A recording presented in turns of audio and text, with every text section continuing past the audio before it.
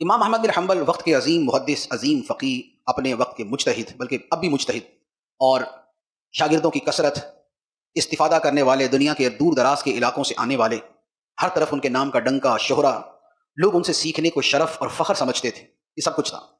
اور بغداد ایسی سرزمین پر کہ جو مسلمانوں کا دارالخلافہ تھا، اسلامی سلطنت کا دارالحکومت، اور اس میں ان کا جو اعزاز اکرام تھا وہ بھی بڑا بلند و بالا، اس پوری شان و شوکت اور عظمت و سطوت اور لوگوں کے درمیان مقام و مرتبے کے دورانیے میں ہی فرقہ معتزلہ کا فتنہ خلق قرآن شروع ہو گیا۔ سب سے پہلے مامون الرشید بادشاہ جو تھا، اس نے اس کی شروعات کی اور پھر اس کے اوپر سختی کی، پھر اس کے بعد المعتصم آیا، اس کے بعد واسق باللہ آیا، تو یہ تینوں جو ہے یہ مسلسل اس میں شدت کرتے رہے، اور وہی ہستی کہ جو امام المسلمین کہلاتی تھی اسے جیل میں ڈال دیا گیا۔ بغداد شریف میں رہنے والے بڑے بڑے علماء اہل سنت کو پابند سلاسل کر دیا، پیڑیاں ڈال دی، کوڑے مارنا شروع کیے، مسندوں اور منصبوں سے معزول کر دیا، اور جو ظلم و ستم ایک بادشاہ کر سکتا تھا اس نے کرنا شروع کر دیا، جس کا نتیجہ یہ ہوا کہ ایک تعداد تو وہ تھی کہ جو اس ظلم کی وجہ سے شہید ہو گئے، ایک بہت بڑی علماء کی تعداد وہ نکلی جو علاقہ چھوڑ کے چلی گئی، جو بغداد شریف چھوڑ کے چلی گئی، تیسرے وہ تھے کہ جو روپوش ہو گئے، چھپ گئے، چوتھے وہ تھے کہ جنہوں نے توریے کے طور پہ جو مامون نے کہا اسے دہرا دیا، رخصت کے اوپر عمل کر لیا کہ جان بچانے کے لیے رخصت پہ عمل کر لیا، الا من اکرہ وقلبہ مطمئن بالایمان۔ لیکن دو ہستیاں ایسی تھیں کہ جو نہ تو بغداد چھوڑ کر گئے، نہ روپوش ہوئے، نہ خاموشی اختیار کی، نہ توریہ کیا، بلکہ علل اعلان یہی کہتے رہے کہ میں وہی کہوں گا جو صحیح عقیدہ ہے، جو حق عقیدہ ہے میں وہی کہوں گا۔ ایک بزرگ تھے حضرت محمد بن نوح رحمۃ اللہ علیہ، وہ تو اسی دورانیے کے اندر ہی وہ فوت ہو گئے، یعنی قید کے اندر ہی وہ انتقال فرما گئے۔ دوسرے امام احمد بن حنبل۔ اب امام احمد بن حنبل کون ہیں؟ کہ وہی کہ جنہوں نے اتنی عزت، شہرت، مرتبہ، مقام، تعظیم، منصب سب کچھ دیکھا، جن کے گرد ہر وقت شاگردوں کا جھمگٹا ہے، انہی کو پہلے جیل میں ڈالا اور 30 مہینے تک انہیں جیل میں رکھا گیا۔ بیڑیاں پہنائی جاتی ہیں کہ جس کی وجہ سے وہ سجدہ کر کے نماز بھی نہیں پڑھ سکتے تھے، اور ان کے بازوؤں کو پیچھے باندھ کر ان کو گدے پہ بٹھا کے جو ہے وہ ایک جگہ سے دوسری جگہ منتقل کیا جاتا تھا کہ جہاں وہ گریں تو منہ کے بل گرے۔ بھرے دربار کے اندر ان کو کوڑے مارے جاتے، اور اتنے کوڑے مارے جاتے کہ کوڑے کھا کھا کے بے ہوش ہو جاتے۔ اور کوڑے مارنے کا طریقہ یہ تھا کہ ایک جلاد جو کوڑے مارنے والا ہوتا تھا اسے یہ تھا کہ وہ 10 کوڑے مارے گا، 10 کوڑوں کے بعد دوسرا جلاد آئے گا، کیونکہ 10 مرتبہ زور لگا کے تھوڑا سا زور میں کمی آ جاتی ہے،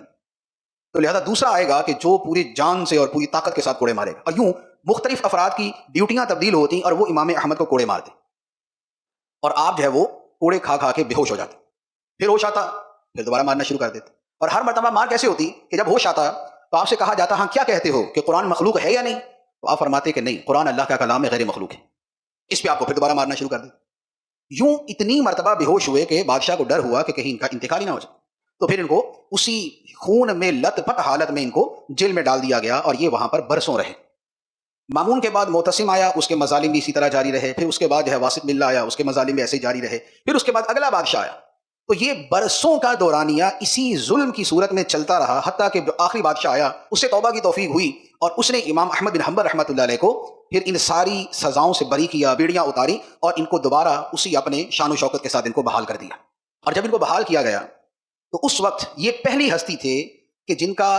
نام رکھا گیا امام اہل سنہ،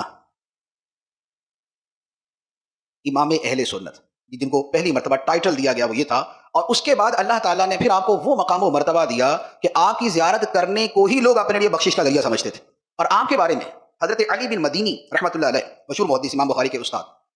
وہ فرماتے ہیں کہ 2 ہستیوں نے اسلام کو ایسے بچایا جیسے کوئی نبی اپنے دین کو بچاتا ہے۔ فرمایا ایک صدیق اکبر رضی اللہ تعالیٰ عنہ، جنہوں نے منکرین ختم نبوت کا مقابلہ کر کے دین کو بچایا، اور دوسرے فرمایا امام احمد بن حنبل رحمۃ اللہ علیہ، کہ انہوں نے دین کا ایسا تحفظ کیا۔ تو جنہوں نے یہ سمجھا کہ بطور عالم کے، اچھا آپ جتنے بڑے عالم تھے اپنی ذمہ داری کو اسی لیول پہ سمجھا، کیونکہ امام المسلمین اگر وہ رخصت اور توریے پر آ جائے گا تو پھر پیچھے امت کا بچنا مشکل ہے، تو جس کا جیسا منصب وہ اس کے اعتبار سے اپنی ذمہ داری کو پیش نظر رکھیں۔ اب ہمارا معاملہ تو یہ ہے کہ ہمارے اوپر تو ایسی نہ کوئی سختی، نہ قدغن، نہ کچھ اور، کام کرنے کے ایک نہیں 20 طریقے، بہت کچھ کر سکتے ہیں، لیکن فرق کہاں پر آتا ہے؟ احساس ذمہ داری میں۔ جن لوگوں نے فتنہ خلق قرآن میں خاموشی اختیار کی، ان کو حدیث پڑھانے سے نہیں روکا گیا تھا، ان کو پڑھاتے رہو، اپنا چلاتے رہو مدرسہ،